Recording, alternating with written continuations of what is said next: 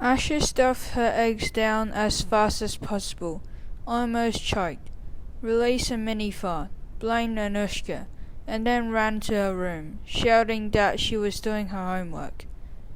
"Look at his mail," she said breathlessly, as she forwarded it to Jane and scooted next to Tumble on her bed. The first letter of every sentence spells out a secret message. Jane scanned the email, her spam filter beeping. "Why does the library need you? You haven't borrowed a book in a year, 2 months and 17 days. "I have no idea," said Asha. "And why would they send me an email with a hidden code?"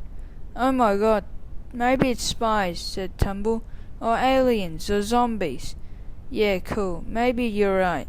And brain-eating zombies have taken over the library, and instead of the police, they want us to save the day." Asha was imagining the scene. "Unlikely scenario aside," John said, "it could just be spam. After all, 45% of all emails just spam."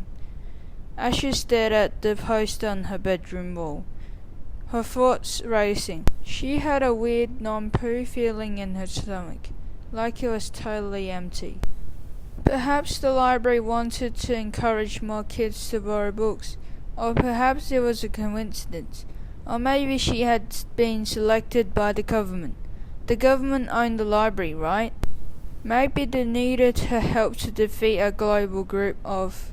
Asha was stuck, and why would they ask her anyway? She'd never done anything that interesting before, apart from that one time with the Milo's balcony, the milkshake, the shoelace, and the... "This is highly unlikely to be a coincidence," Joan said, as though reading Asha's mind. "The library has never emailed you about a new shelf before, so it's unusual. But this statistically unusual is difficult to know." Joan continued scanning the email suspiciously. "Do you see the link at the bottom of the message?" In her excitement, Asha hadn't noticed the tiny URL. She clicked and waited for it to load. The internet was definitely slow today. Eventually a website appeared on the screen. Asha screwed up her face in disappointment. Instead of finding a portal into a hidden world, she found a vegetable club. Maybe the email had been meant for her parents. They used loads of vegetable in their cooking. "Oh," beeped Jane excitedly. "These terms and conditions are very interesting." Ash and Tumble exchanged glances.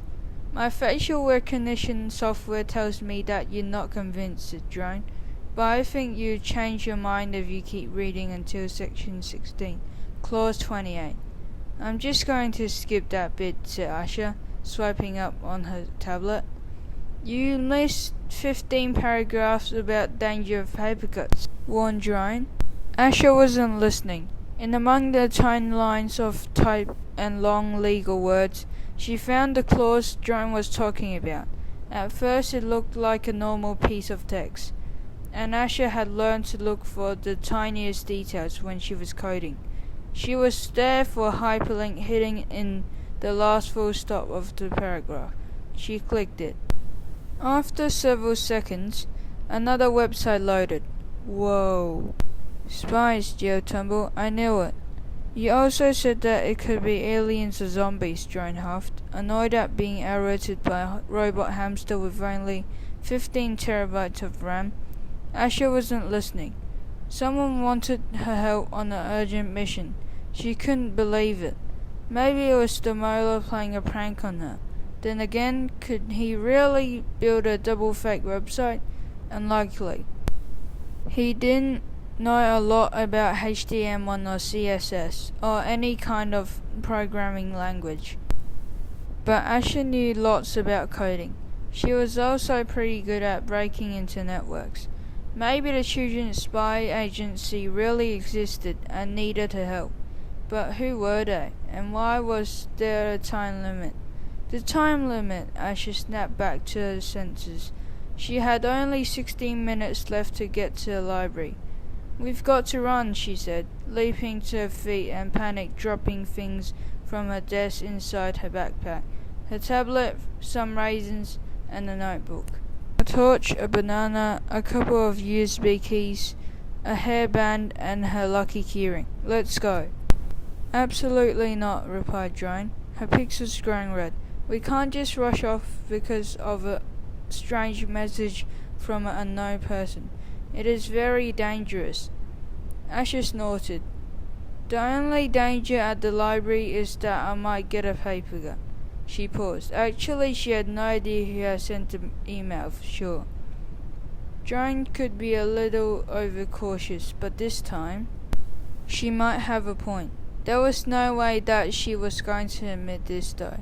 We'll be fine, said Asher, as confidently as she could. I'll tell Mum and Dad where I'm going. You and Tumble are coming with me, and it's a library. Nothing will ever happen in a library. Joan's turbine zoomed, creating a small gust of wind. You obviously haven't read. Asher interrupted her. Joan, help me calculate the most efficient route from here to the library. We have 0 time to waste, so we should look for the quiet crossing, and, Asher hesitated, we should avoid the corner shop too, otherwise we'll get distracted. Joan's wing wired. She loved a good route instruction. Asher, if we leave now we can get there within the time limit. What are we waiting for? Asher grabbed her backpack. Joan, Tumble, let's go, shallow.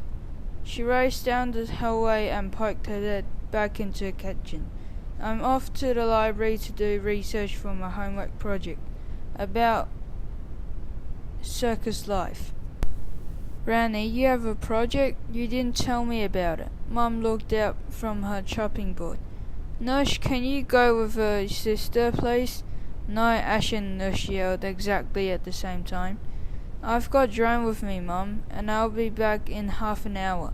I'm meeting Demola there too. It's a really important project, and it's Saturday morning. That's the safest time ever. Asher was already out the front door, Tumble and Drone in front of her. Ranny, wait there, you can go, but I'm activating Drone's parenting control.